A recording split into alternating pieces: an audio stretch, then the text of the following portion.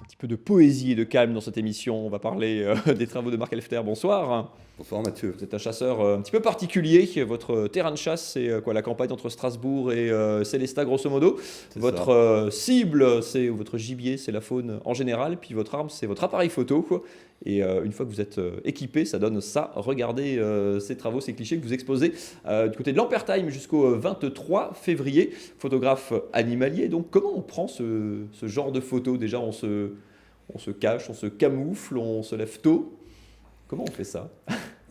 Effectivement, on se cache, on se camoufle, il faut être discret, il faut connaître le milieu, c'est la clé.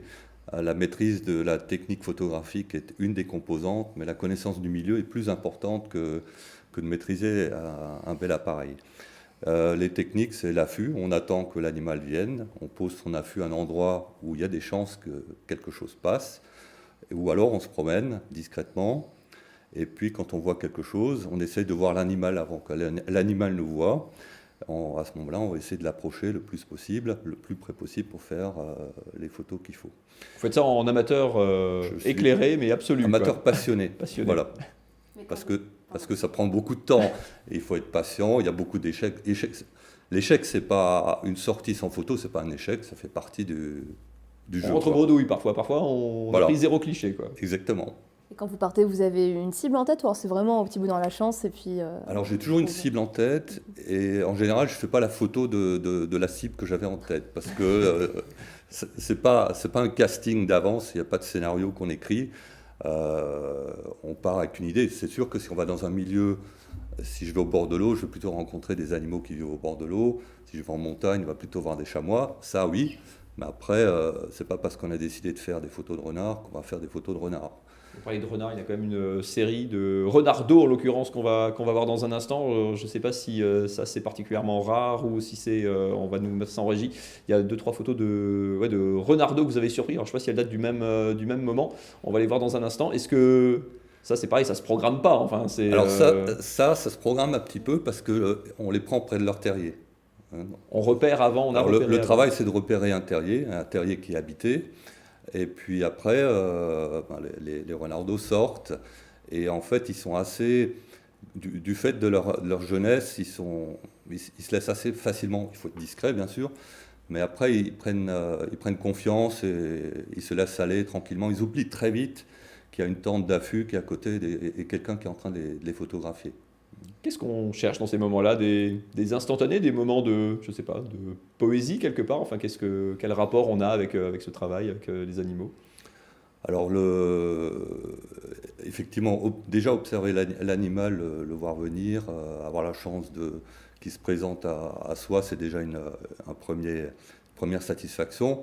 Ensuite, si on peut l'immortaliser, si on peut y mettre une touche artistique, un beau cadrage, une belle lumière, ou une composition avec des feuilles, je ne sais pas, de la verdure, des arbres, ça c'est le plus après. Ça vient après, quoi. Ça Enfin, vient c'est- après, ça c'est une fois qu'on a... Au début on essaie de faire des photos, déjà on est content de... J'ai pris une photo de renard, et après le niveau d'exigence monte, c'est comme au basket.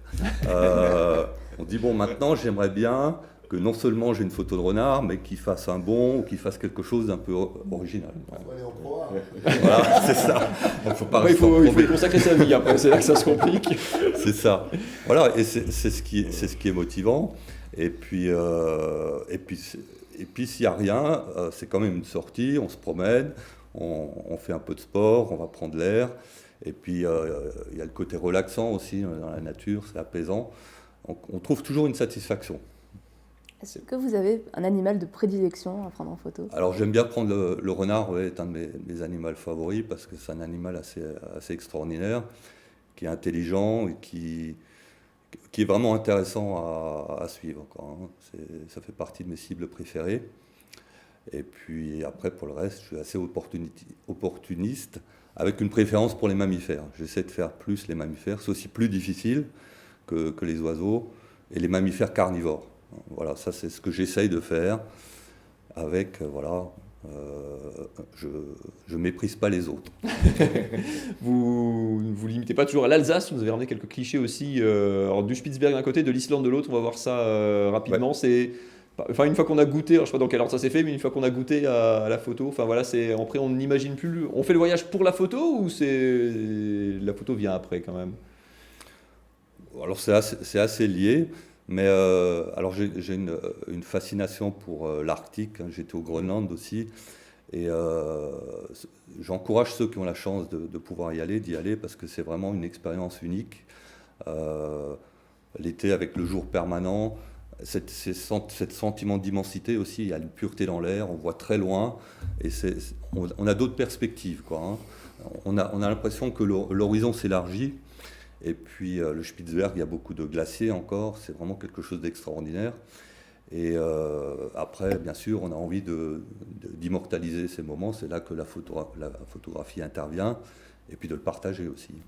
Vous avez des cibles en tête, je sais pas, des endroits ou des animaux après lesquels vous courez que vous n'avez pas encore attrapé, Alors l'ours immortalisé? blanc, ouais, l'ours blanc fait partie Je suis allé au Spitzberg pour l'ours blanc, malheureusement il n'y en avait pas.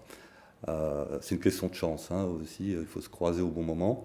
Mais ça, je compte retourner peut-être dans le nord canadien pour rencontrer cet animal mythique. Merci beaucoup Marc Elfter. Je rappelle que vos travaux sont visibles, ceux-là uniquement, enfin la version alsacienne en tout cas. La version alsacienne est visible à Lampertheim dans la bibliothèque. Et puis sinon, j'ai un site web aussi où on peut voir mes différents voyages, des photos des différents voyages, et puis un gros focus sur la faune alsacienne.